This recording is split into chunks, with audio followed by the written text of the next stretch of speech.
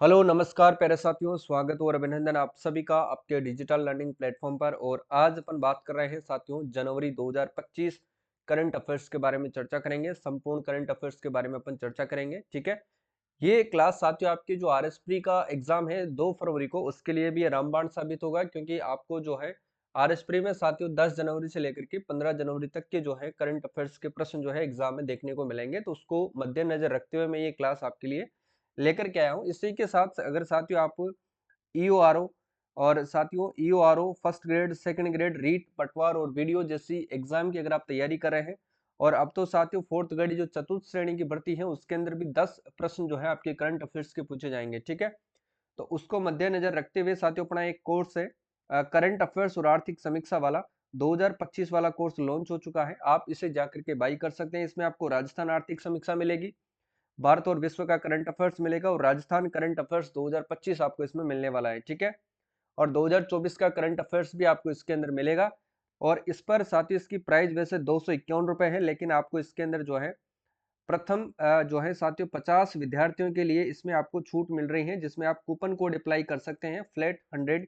ये वाला coupon code जो है आपको अप्लाई करना है, फ्लैट 100। ये कूपन कोड अगर आप अप्लाई करेंगे तो ये कोर्स आपको मात्र 151 रुपए में मिलेगा, जो कि 251 रुपए का है। तो इस पर आपको अभी छूट मिल रही है, 3 दिन तक ये ऑफर है, ध्यान रखिएगा। प्रथम 50 विद्यार्थियों के लिए है। अगर वो आज देरी करोगे लेने में तो आप जो है लेट हो सकते हो, ठीक है।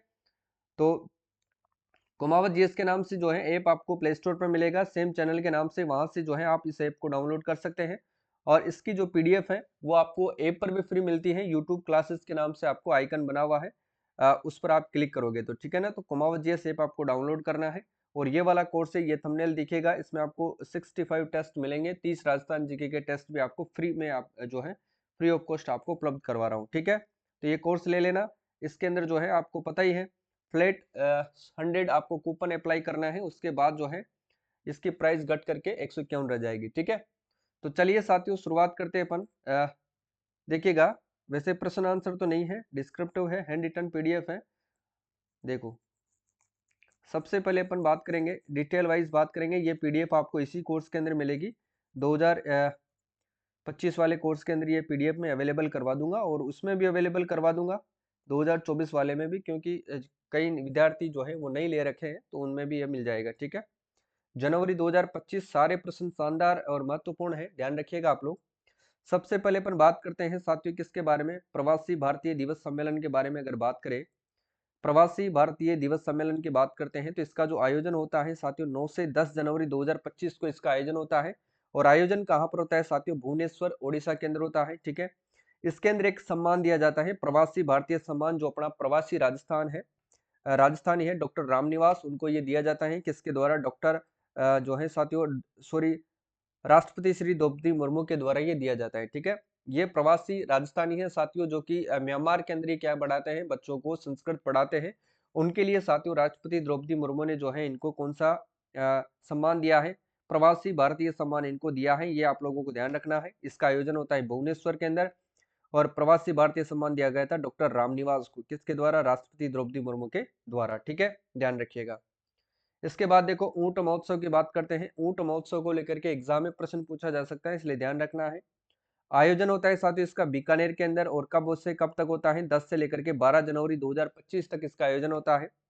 इसके अंदर साथियों 3 खिताब दिए जाते हैं। मिस मरवण का खिताब महक को दिया गया था, जबकि मिस्टर बीकाना का खिताब योगेश ने जीता है। और साथियों ढोला मरवण जो है ये दिया गया है श्रवण और संजू को दिया गया है, ठीक है। मिस मरवण अगर आपसे पूछे साथियों तो ध्यान रखिएगा, ये तो दिया गया है महक को, मिस्टर बीकाना योगेश को, और ढोला मरवण दिया गया है श्रवण व संजू को, ठीक है, याद रखिएगा, इंपॉर्टेंट है, ध्यान रखिएगा, है ना। इसके बाद देखिएगा अपन बात करते हैं सिंगवाल अजमेर के अंदर स्थापित साथियों देश की पहले रीजनल ड्राइविंग ट्रेनिंग सेंटर की बात हो रही है ना, जो कि साथियों रीजनल एक ड्राइविंग ट्रेनिंग सेंटर है। और ये कहाँ पर है साथियों, सिंगावल अजमेर के अंदर स्थापित है। इसके बारे में ध्यान रखना है कि इसे देश के पहले अंतर्राष्ट्रीय ड्राइविंग टेस्ट सेंटर के तौर पर मान्यता मिली है, ठीक है ना। यानी कि आपसे पूछा जा सकता है कि किस जो है साथियों रीजनल ड्राइविंग ट्रेनिंग सेंटर को जो है अंतर्राष्ट्रीय ड्राइविंग टेस्ट सेंटर के तौर पर मान्यता मिली है, तो वो है सिंगवाल अजमेर के अंदर स्थापित है, ठीक है, याद रखिएगा। इसके बाद देखो राज्य का पहला बालिक जो है सैनिक स्कूल कहाँ पर है? तो राज्य का पहला बालिका सैनिक स्कूल जो है साथियों, इसकी स्थापना की गई है पचुकड़ा गांव जो है जोधपुर के अंदर इसकी स्थापना की गई है। सीधा सीधा प्रश्न एग्जाम में पूछा जा सकता है, इसलिए ध्यान रखना है, ठीक है। इसके बाद देखो साथियों, पंचायती राज संस्थाओं के पुनर्गठन हेतु राज्य सरकार द्वारा गठित मंत्रिमंडलीय उप समिति यानी कि जो सब कमेटी बनाई गई है, उसके संयोजक कौन बने हैं? मदन दिलावर, जो कि शिक्षा मंत्री है। ये आप सभी को पता होना चाहिए, ठीक है। पंचायती राज संस्थाओं के पुनर्गठन हेतु है ना, राज्य सरकार द्वारा गठित मंत्रिमंडलीय उप समिति का संयोजक है मदन दिलावर। ये आपको ध्यान रखना है, ठीक है। चलो, इसके बाद अपन देखते हैं, राज्य को पीएम कुसुम योजना के कंपोनेंट ए के अंतर्गत साथियों अतिरिक्त ऊर्जा आवंटन को मंजूरी दी गई है। कितनी ऊर्जा को? 5000 मेगावाट को जो है मंजूरी दी गई है। और ये मंजूरी किसके द्वारा दी गई है? तो ये केंद्रीय नवीन एवं साथियों नवीकरणीय मंत्रालय के द्वारा जो है ये मंजूरी दी गई है ना। आवंटन को मंजूरी किसके द्वारा? केंद्रीय नवीन एवं नवीकरणीय ऊर्जा मंत्रालय के द्वारा पीएम कुसुम योजना के अंतर्गत साथियों कंपोनेंट ए यानी कि घटक ए के अंतर्गत जो है अतिरिक्त ऊर्जा आवंटन को मंजूरी दी गई है 5000 मेगावाट। ये राज्य को यानी कि राजस्थान को दी गई है, ठीक है। प्रदेश में साथियों जीएसटी ट्रिब्यूनल बेंच की स्थापना कहाँ कहाँ पर होगी? यानी कि प्रदेश के किन जिलों के अंदर जो है जीएसटी ट्रिब्यूनल जो है बेंच की स्थापना की जाएगी? तो ये जयपुर के अंदर और एक जोधपुर के अंदर की जाएगी। कहाँ कहाँ पर? जयपुर और जोधपुर के अंदर की जाएगी। ये आप लोगों को ध्यान रखना है, ठीक है। देखो, इसकी जो प्रधान पीठ है किसकी? जीएसटी ट्रिब्यूनल जो है जीएसटी ट्रिब्यूनल की जो है प्रधान पीठ है वो नई दिल्ली के अंदर है। ये आपको ध्यान रखना है। जबकि बेंच कहाँ पर स्थापित होगी? जयपुर और जोधपुर के अंदर, ठीक है। जबकि प्रधान पीठ आपसे पूछे तो दिल्ली के अंदर है। देखो, स्वदेशी मिसाइल यानी कि नाग कौन सी है? स्वदेशी मिसाइल नाग की तीसरी पीढ़ी का सफल परीक्षण किया गया था जैसलमेर के अंदर। जैसलमेर में कहां पर? पोखरण फील्ड फायरिंग रेंज के अंदर। यहीं पर साथियों समस्त विद्याभ्यास भी यहीं पर आयोजित किए जाते हैं, ठीक है। तो इस बात को भी आपको ध्यान में रखना है। क्षेत्रवा गणतंत्र दिवस का जो राज्य स्तरीय समारोह कहां पर आयोजित हुआ था? तो ये उदयपुर के अंदर हुआ था। प्रश्न आपसे पूछा जा सकता है, इसलिए ध्यान में रखना है इसको, ठीक है। राज्य में साथियों महिला पुलिस बटालियन के लिए साथियों 2216 पदों को मंजूरी दी गई है ना। राज्य में महिला पुलिस बटालियन के लिए साथियों 2216 पदों को मंजूरी दी गई है। इसके बारे में अपन देखते हैं साथियों। 3 जिलों में स्थापित होगी महिला पुलिस बटालियन, यानी कि नई जो है 3 जिलों के अंदर जो है महिला पुलिस बटालियन स्थापित होगी। ये आपको ध्यान रखना है। अलवर के अंदर किस नाम से? कालीबाई के नाम से। सीकर के अंदर पद्मिनी के नाम से। और बाड़मेर के अंदर साथियों अमृता देवी के नाम से, ठीक है। ये ध्यान रखना है। और पुलिस भर्ती परीक्षा के अंदर जो है आरक्षण की सीमा आप 30% से बढ़ाकर कितना कर दिया गया है? 33% कर दिया गया है। ये बात भी आपको अच्छे से ध्यान में रखना है, ठीक है। इसके बाद देखो, राज्य की पहली महिला बटालियन कहाँ पर है? राज्य की जो पहली महिला बटालियन अजमेर के अंदर स्थित है और उसका नाम है हाड़ी रानी, ठीक है। जिसकी स्थापना कब होती है? 2008 के अंदर इसकी स्थापना की जाती है। इंपॉर्टेंट है साथियों, याद करना है। अजमेर के अंदर है, हाड़ी रानी के नाम से स्थापना 2008 के अंदर होती है, ठीक है। याद रखिएगा। देखो, इसके बाद देखो,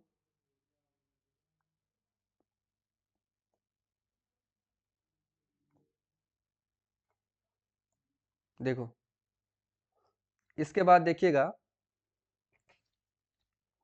राज्य की पहली सोलर लिफ्ट सिंचाई परियोजना, राज्य की पहली सोलर लिफ्ट सिंचाई परियोजना की जो है स्थापना की जा रही है साथियों मेज नदी बूंदी के अंदर स्थापना की जा रही है, ठीक है। ये ध्यान रखना है।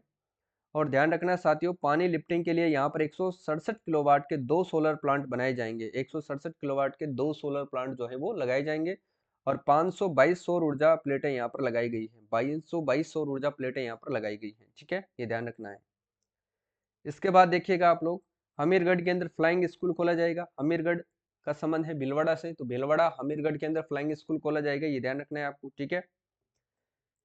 सीनियर नेशनल वॉलीबॉल चैंपियनशिप की बात हो रही है यहाँ पर, सीनियर नेशनल वॉलीबॉल चैंपियनशिप, ठीक है ना। इसका उद्घाटन तो कौन करते हैं? उद्घाटन करते हैं केंद्रीय मंत्री गजेंद्र सिंह खिंवसर और राज्य खेल मंत्री राज्यवर्धन सिंह राठौड़। ये दोनों मिलकर के इसका उद्घाटन करते हैं। इसका जो आयोजन होता है वो एसएमएस स्टेडियम जयपुर के अंदर होता है, ठीक है।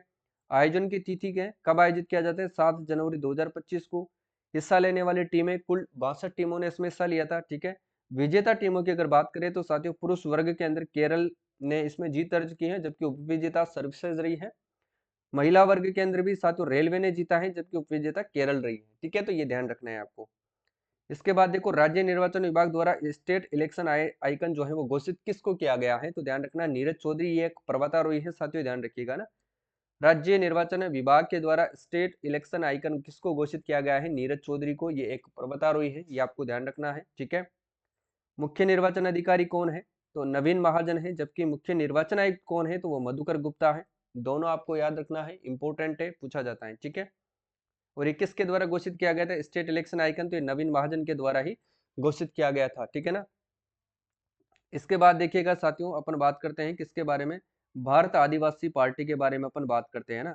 भारत आदिवासी पार्टी के बारे में बात करते हैं। देखो, भारत आदिवासी पार्टी को जो मान्यता प्राप्त हुई है, ये अभी हाल ही में 13 जनवरी 2025 को राज्य स्तरीय दल के रूप में इनको मान्यता प्राप्त हुई है।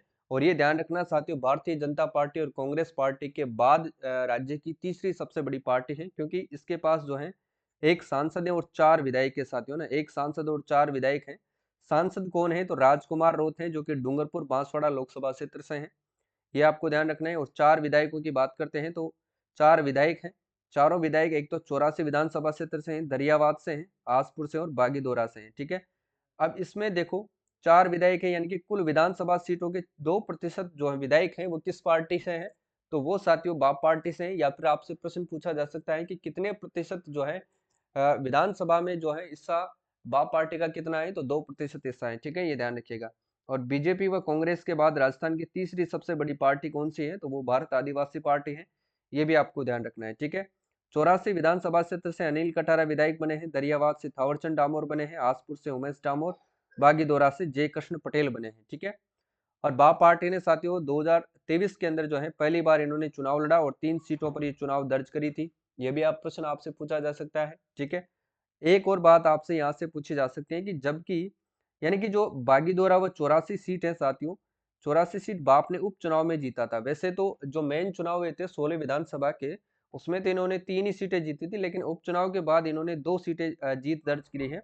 बाप पार्टी उपचुनाव में जीती है, ठीक है, ये ध्यान रख लेना। 84 विधानसभा क्षेत्र से पहले राजकुमार और सांसद थे, हालांकि वो सांसद बनने के कारण ये सीट खाली हो गई थी, ठीक है, ये ध्यान रखना है आपको। और बा पार्टी के जो राष्ट्रीय अध्यक्ष है मोहनलाल रोहत है, ठीक है। तो सारी चीजें आपको मिल चुकी हैं इसके बाद। देखो, क्योंकि प्रश्न एग्जाम में पूछा जा सकता है, इसलिए ध्यान रखना है, ठीक है। देखो, 16 जनवरी 2025 को शहरी निकायों के पुनर्गठन हेतु साथियों सब कमेटी का जो है गठन किया गया है। देखो, 16 जनवरी 2025 को शहरी निकायों के पुनर्गठन हेतु सब कमेटी का गठन किया गया, जिसके अध्यक्ष कौन है? जाबर सिंह खर्रा है, जो कि यूडीएच मंत्री है साथियों। कौन है? जाबर सिंह खर्रा है। और कमेटी की संरचना किस प्रकार से है वो देखो आप। कौन सी? शहरी निकायों के पुनर्गठन हेतु जो सब कमेटी है उसके जो है संरचना है, सब कमेटी की संरचना देखो भाई। गठन होता है इसका 16 जनवरी 2025 को। अध्यक्ष है इसके जाबर सिंह खर्रा, जो कि यूडीएच मंत्री है। सदस्य 3 सदस्य हैं साथियों इसके। एक तो सुरेश सिंह रावत हैं, जो कि जल संसाधन मंत्री है। गौतम कुमार दत्त हैं, जो सहकारिता मंत्री है। और संजय शर्मा है, जो कि वन मंत्री है, ठीक है। तो ये बात आपको अच्छे से ध्यान रखना है। सब कमेटी की संरचना से आपको सदस्य पूछ लिए जा सकते हैं कि सुरेश सिंह रावत, दत्त, गौतम कुमार दत्त और संजय शर्मा, ये तीनों इसके सदस्य हैं। जबकि अध्यक्ष कौन है? जाबर सिंह खर्रा है, ठीक है। तो ध्यान रखिएगा आप लोग, इंपॉर्टेंट है, एग्जाम में पूछी जा सकती है। भारत सोलर एक्सपो की बात करें तो भारत सोलर अगर एक्सपो की अगर अपन बात करें तो साथियों ध्यान रख लेना, इसका जो आयोजन होता है, आयोजन स्थल की बात करें तो जेईसीसी सीतापुरा जयपुर है, यहाँ पर इसका आयोजन होता है। तिथि की बात की जाए तो 17 से 19 जनवरी 2025 को भारत सोलर एक्सपो का जो है आयोजन होता है, ठीक है। ये ध्यान रखना है। उद्घाटनकर्ता कौन थे? लोकसभा अध्यक्ष साथियों ओम बिरला है, लोकसभा अध्यक्ष ओम बिरला, ठीक है, यह ध्यान रखिएगा, इंपॉर्टेंट है। देखो एक बार और देख लो भाई, भारत सोलर एक्सपो का आयोजन होता है जेईसीसी सीतापुरा जयपुर में। आयोजन तिथि की बात करते हैं तो 17 से 19 जनवरी 2025 को। और उद्घाटनकर्ता की बात करें तो लोकसभा अध्यक्ष ओम बिरला, ठीक है, ये ध्यान रखना है आपको। क्लियर है? चलो, कर्म से देखो साथियों, कर्म भूमि से मातृभूमि अभियान, कर्म भूमि से मातृभूमि अभियान की बात की जाए तो देखिएगा, शुभारंभ कब होता है? 15 जनवरी 2025 को इसका शुभारंभ होता है, ठीक है। स्थल कौन सा है? सांगानेर जयपुर, यहाँ से इसका शुभारंभ किया जाता है। जबकि उद्घाटन कौन कौन करते हैं? सीआर पाटिल और सीएम भजनलाल शर्मा के द्वारा, ठीक है। क्या उद्देश्य है इसका? गिरते गिरते भूजल स्तर को रोकना, यानी कि भूजल स्तर का जो गिरावट है उसको रोकना इसका मेन पर्पज है। कौन कौन से जिले इसमें शुरुआत के अंदर शामिल किए गए हैं? तो सिरोही, पाली, जोधपुर, भीलवाड़ा, झुंझुनू और जयपुर को इसमें शामिल किया गया है। और ध्यान रखना, यह अभियान कैच द रेन से प्रेरित है। ये ध्यान रखना है आपको, इंपॉर्टेंट है, याद रखना है, पूछा जा सकता है। ठीक है, देखो देवास परियोजना की बात करते हैं। देवास परियोजना एक इंपॉर्टेंट परियोजना है और ये साथ ही इसका तीसरा और चौथा चरण की शुरुआत उदयपुर से की गई है, जो कि उदयपुर से संबंधित है देवास परियोजना। ठीक है, इससे जो लाभान्वित होने वाले जिले कौन कौन से, एक तो उदयपुर है, राजसमंद और चित्तौड़गढ़ है ना। यानी कि देवास परियोजना से जो लाभान्वित जिले कौन कौन से, तो एक तो हो जाएगा उदयपुर, राजसमंद और चित्तौड़गढ़। कौन कौन से? उदयपुर, राजसमंद और चित्तौड़गढ़। ठीक है, तो ये ध्यान रखना है आपको। इसके बाद देखो आप देखिएगा 10वीं नेशनल एरो स्टेक बॉल चैंपियनशिप 2025। ठीक है, ये भी आपको ध्यान रखना है। इसके बाद देखिएगा आयोजन स्थल की अगर बात करें तो शिरडी महाराष्ट्र, पदक 7 गोल्ड जीते हैं, 4 सिल्वर 2 ब्रॉन्ज, यानी कि कुल 13 पदक राजस्थान ने जीते हैं। राजस्थान जूनियर टीम ने गोल्ड जीता है जबकि सीनियर टीम ने सिल्वर जीता है। ठीक है, तो ये बात आपको ध्यान रखनी है। इसके बाद आपको याद रखने योग्य बात है पेरा राष्ट्रीय तीरंदाजी प्रतियोगिता।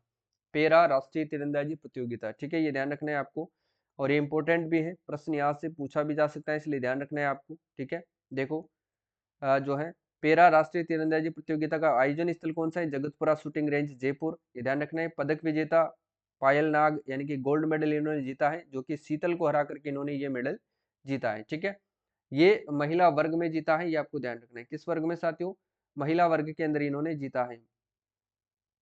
किस में जीता है साथियों? महिला वर्ग में, महिला वर्ग में जीता है। ठीक है, और ज्योति कुमारी ने गोल्ड मेडल जीता, सॉरी ब्रॉन्ज मेडल जीता है, ये आपको ध्यान रखना है। ठीक है, पुरुष वर्ग के अंदर किसने ये पदक जीता है? तो राकेश कुमार ने साथियों, जो कि जम्मू कश्मीर से बिलोंग करते हैं, ये गोल्ड मेडल जीते हैं पुरुष वर्ग में। और इन्होंने साथियों मोहम्मद सावेज को हरा करके जो है ये गोल्ड जीते हैं। और ये मोहम्मद सावेज कहाँ के हैं? तो ये यूपी के निवासी हैं, ये भी आपको ध्यान रखना है। ठीक है, इसके बाद अपन बात करते हैं साथियों अर्जुन अवार्ड के बारे में। डेफिनेट एग्जाम में प्रश्न आपसे पूछा ही पूछा जाएगा, 100% ये प्रश्न आपको एग्जाम में पूछा जा सकता है, इसलिए आपको याद रखना है। ठीक है, अर्जुन अवार्ड 2024 किसको दिया गया है? अर्जुन अवार्ड 2024 की बात हो रही है तो ये किसको दिया गया है मित्रों? याद रखिएगा, तो ये मोना अग्रवाल को दिया गया है, जो कि जयपुर से बिलोंग करती है। ठीक है, और ये पेरिस पैरालंपिक के अंदर साथी इन्होंने शूटिंग स्पर्धा के अंदर ब्रॉन्ज मेडल जीता था। ठीक है, उसी की एवज में इनको जो है अर्जुन अवार्ड 2024 दिया गया है। ठीक है, अब बात करते हैं साथियों खेल रत्न, इनका संबंध जयपुर से है ना।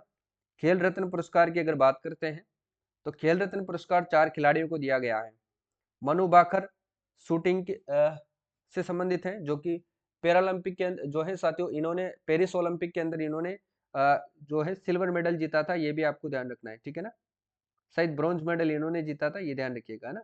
और ओलंपिक में 2 मेडल जीतने वाली साथियों पहली खिलाड़ी भी ये बनी है, और इन्होंने शूटिंग के अंदर जो है ये पदक जीते थे, ये भी आपको ध्यान रखना है। ठीक है, डी कुकेश ध्यान रख लेना, ये चेस से संबंधित है।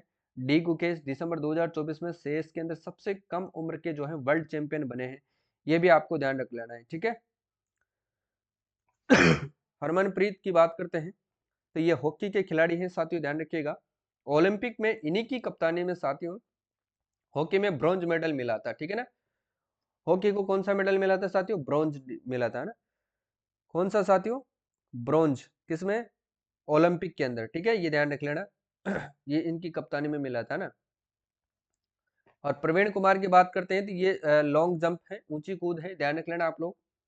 पेरिस पैरालंपिक 2024 में पुरुषों की ऊंची कूद के अंदर इतिहास रचते हुए गोल्ड मेडल इन्होंने जीता था, और टोक्यो पैरालंपिक में सिल्वर जीता था इन्होंने, और ऐसे ही रिकॉर्ड इनके नाम है। पेरिस ओलंपिक 2024 के अंदर साथियों इन्होंने भी ऊंची कूद के अंदर इतिहास रचते हुए कौन सा मेडल जीता था? गोल्ड जीता था, और इन चारों खिलाड़ियों को खेल रत्न पुरस्कार दिया गया है, ये भी आपको ध्यान रख लेना है। ठीक है, तो 32 खिलाड़ियों को तो अर्जुन अवार्ड दिया गया है, और जिसमें 17 पैरा एथलीट हैं। ठीक है, जिसमें से अपने राजस्थान की कौन है? मोना अग्रवाल है, ये आपको ध्यान रखना है। क्लियर है?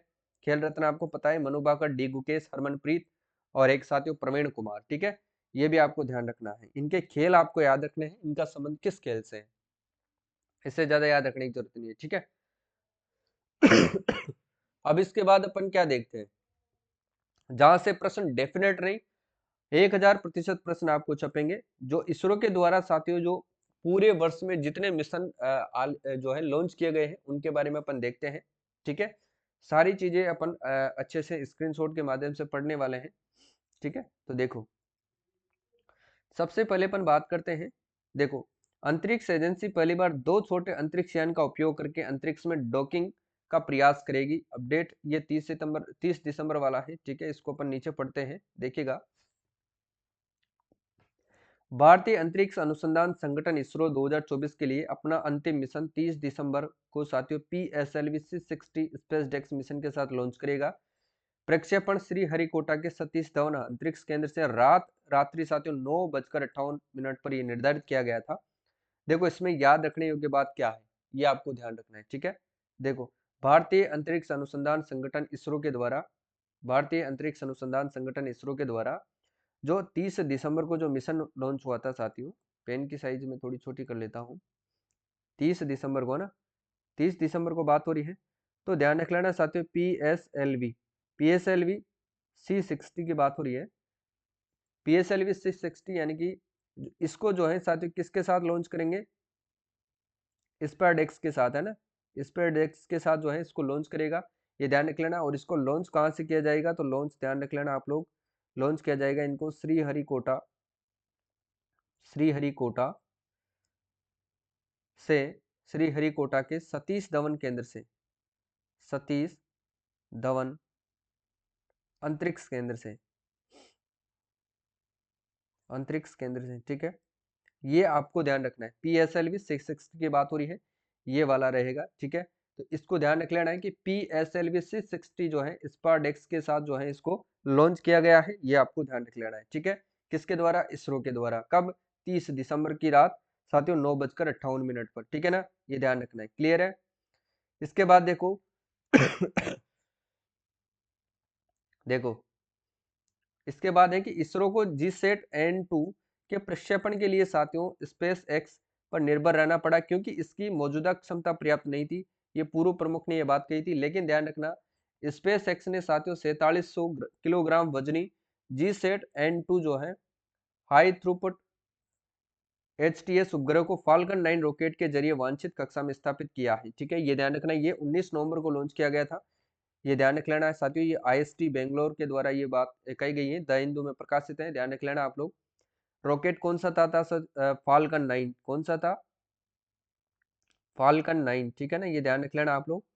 इसके द्वारा किया गया था, किसको साथियों, GSAT की बात हो रही है यहाँ पर, है ना, GSAT-N2, है ना, ये ध्यान रख लेना आप लोग। हाई थ्रूपुट है, ये रहा।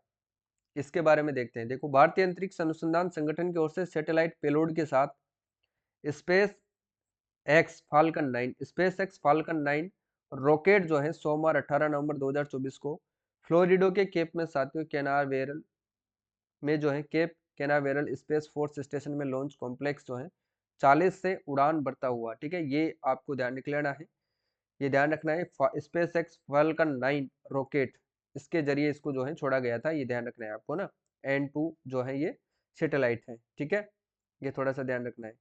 इसके बाद देखो C58 वाला, PSLV C58 वाला, देखो इसरो ने PSLV C58 एक्सपोसेट मिशन का सफलतापूर्वक प्रक्षेपण किया है, ठीक है।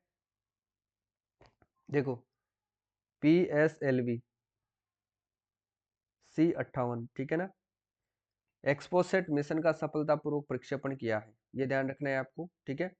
इसमें आपको नीचे देखना है, ये रहा इसरो का PSLV C58 का जो है एक्सरे पोलरीमीटर उपग्रह और 10 अन्य उपग्रहों को लेकर 1 जनवरी 2024 को श्रीहरिकोटा के अंतरिक्ष केंद्र से ये उड़ान भरेगा, ये बात कही गई थी, ठीक है। PSLV C58 X-ray polarimeter satellite XPoSat mission के जो है प्रक्षेपण के साथ की गई थी, ये भी आपको ध्यान रखना है, ठीक है ना। ये 1 जनवरी को किया गया था, नए साल की शुरुआत के अंदर, तो ये ध्यान रखना है आपको, ठीक है ना। PSLV C58 X-ray polarimeter satellite XPoSat के साथ, ठीक है, ये थोड़ा ध्यान रखना है।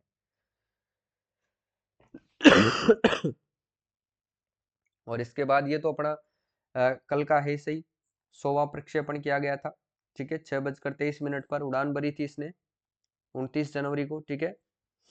ये भी बेंगलुरु से इसरो ने NVS, ये ध्यान रखना, NVS-02 उपग्रह को सफलतापूर्वक प्रक्षेपण किया था, कहां से, श्रीहरिकोटा से।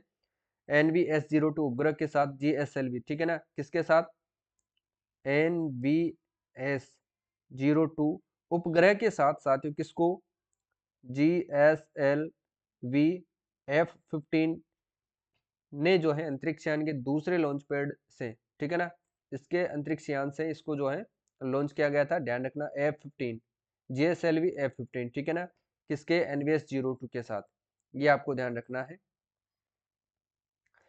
श्रीहरिकोटा से GSLV F-15 का सफल प्रक्षेपण किया गया है, ये भी आपको ध्यान रखना है, NVS-02, ये आपको ध्यान रखना है। उपग्रह उपग्रह कौन सा था, NVS-02, और प्रक्षेपण या अंतरिक्ष यान कौन था, GSLV F-15 था, ठीक है, ये भी आपको ध्यान रखना है। ये प्रश्न एग्जाम में जरूर छपेंगे, इसको ध्यान में रखना ही रखना है आपको ना। देखो इसके बाद देखो ये वाला इंपॉर्टेंट है, SSLV D3 लघु उपग्रह प्रक्षेपण यान SSLV की तीसरी और अंतिम विकासात्मक उड़ान है। यह प्रक्षेपण 16 अगस्त 2024 को भारत के श्रीहरिकोटा स्थित सतीश धवन अंतरिक्ष केंद्र से हुआ, यानी कि SSLV D3 सफल रहा था, ठीक है, जिसने साथियों EOS-08 पृथ्वी अवलोकन उपग्रह को कक्षा में स्थापित किया है, यह भी आपको ध्यान रखना है। देखो SSLV जो D3 मिशन है, SSLV D3 जो मिशन है साथियों, इसने जो है EOS-08 जो पृथ्वी अवलोकन उपग्रह है इसको कक्षा में स्थापित किया है, किसके थ्रू किया है, SSLV D3 के थ्रू, किसको, EOS-08 को, ठीक है ना। देखो EOS-08 उपग्रह क्या था, EOS-08 पृथ्वी अवलोकन उपग्रह अपने साथ 3 पेलोड ले गया, जिसमें साथियों इलेक्ट्रो ऑप्टिकल, इंफ्रारेड पेलोड और जो है ये भी शामिल किया गया है, और उपग्रह के पेलोड उपकरण माइक्रो सैटेलाइट बस और साथियों नई प्रौद्योगिकियों के अनुकूल थे, ये भी आपको ध्यान रखना है। और SSLV D3 का प्रक्षेपण का क्या महत्व था, SSLV D3 मिशन ने साथियों SSLV विकास परियोजना को पूरा कर लिया, जिसमें साथियों परिचालन मिशन संभव हो गया है, ठीक है। और इस प्रक्षेपण ने अंतरराष्ट्रीय अंतरिक्ष क्षेत्र में भारत की बढ़ती उपस्थिति को उजागर भी किया है, ये भी आपको ध्यान रखना है। ये सारे के सारे मिशन इंपॉर्टेंट है, पूछा जा सकते हैं, ध्यान रख लेना। इनसेट 3DS ये रहा, ये भी साथ ही इंपॉर्टेंट है, इनसेट 3DS है ना, इनसेट इनसेट 3DS है ना, उपग्रह को ले जाने वाला GSLV F-14 है ना, यानी कि इनसेट 3DS उपग्रह को ले जाने वाला जो है GSLV F-14 17 फरवरी को शाम 5:35 प्रक्षेपित होगा। तो ध्यान रख लेना साथियों, GSLV F-14 जो synchronize satellite launch vehicle GSLV की 16वीं उड़ान है और स्वदेशी क्रायो चरण के साथ 10वीं उड़ान है, यानी कि जो साथियों ये अंतरिक्ष यान है, ये ध्यान रख लेना, रॉकेट है, इसके साथ किस उपग्रह को लॉन्च किया जाएगा, GSLV F-14 रॉकेट के साथ इनसेट, ध्यान रख लेना, 3DS को लॉन्च किया जाएगा, ठीक है ना। तो ये प्रश्न, ये दोनों चीजें आपको अच्छे से याद रखना है, क्योंकि प्रश्न एग्जाम में पूछ लिया जाता है कि इनसेट 3DS उपग्रह को ले जाने वाला जो है रॉकेट कौन सा था या प्रक्षेपित यान कौन सा था, अंतरिक्ष यान कौन सा था, तो GSLV F-14 के साथ इसको लॉन्च किया गया था, ये बात आपको ध्यान रखना है। देखो श्रीहरिकोटा स्थित सतीश धवन अंतरिक्ष स्टेशन पर इसरो की GSLV F-14 INSAT 3DS mission के प्रक्षेपण की तैयारियां, ठीक है।